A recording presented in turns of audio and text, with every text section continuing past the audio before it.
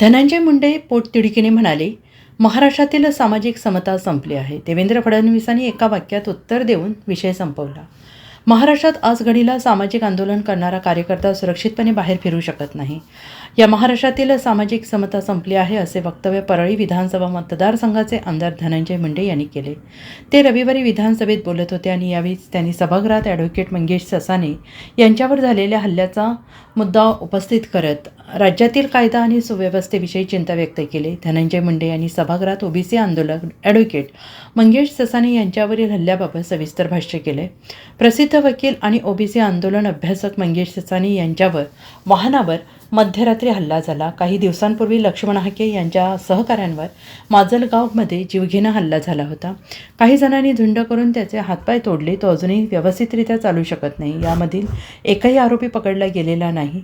OBC आंदोलक वाघमारे यांच्यावरही हल्ला झाला होता. त्यामुळे आज घडीला महाराष्ट्रात सामाजिक आंदोलन करणारा कार्यकर्ता सुरक्षितपणे बाहेर फिरू शकत नाही हा प्रश्न आहे. आणि या महाराष्ट्रातील सामाजिक समता संपलेली आहे. एकमेकांना मारून सोशल मीडियावर स्टेटस ठेवले जात आहेत. मारहाण करणाऱ्यांना योद्धा म्हटलं जाते, त्यांना अटक होत नाही. एकाला शिक्षा होते, परंतु सारखाच गुन्हा असलेल्या दुसऱ्याला शिक्षा होत नाही.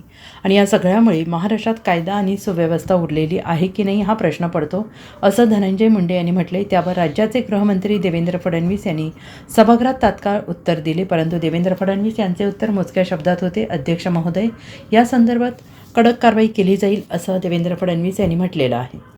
अध्यक्ष महाराज, आपल्या संमतीने एक पॉइंट ऑफ इन्फॉर्मेशन या ठिकाणी उपस्थित करतोय. काल रात्री आमच्या बीड जिल्ह्यामध्ये धारूर तालुक्यात माजलगाव ते धारूर या प्रवासाच्या दरम्यान प्रसिद्ध वकील आणि ओबीसी समाजाचे नेते व आरक्षणाचे अभ्यासक ॲडव्होकेट मंगेश ससाणे यांच्या वाहनावर मध्यरात्री हल्ला घडून आणला.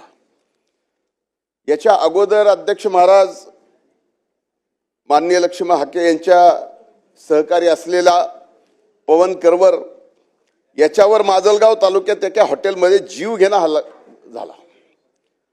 अनेकांनी झुंड करून त्याचे हातपाय तोडले.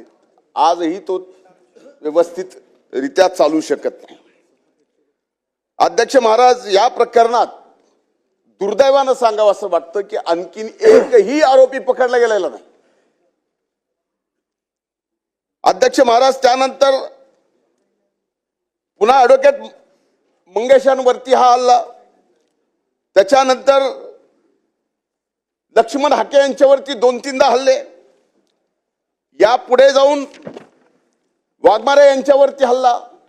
म्हणजे कुणीही एखादं सामाजिक आंदोलन करणारा नेता किंवा कार्यकर्ता या महाराष्ट्रामध्ये सामान्यरित्या फिरू शकतो का?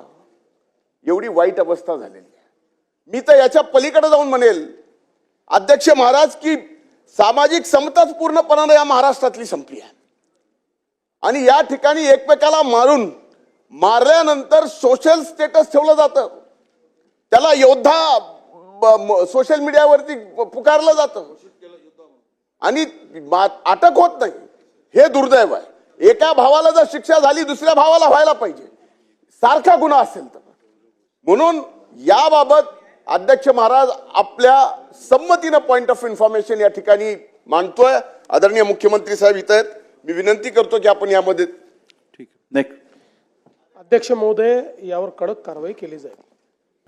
Bureau report SBN Marathi, Mumbai.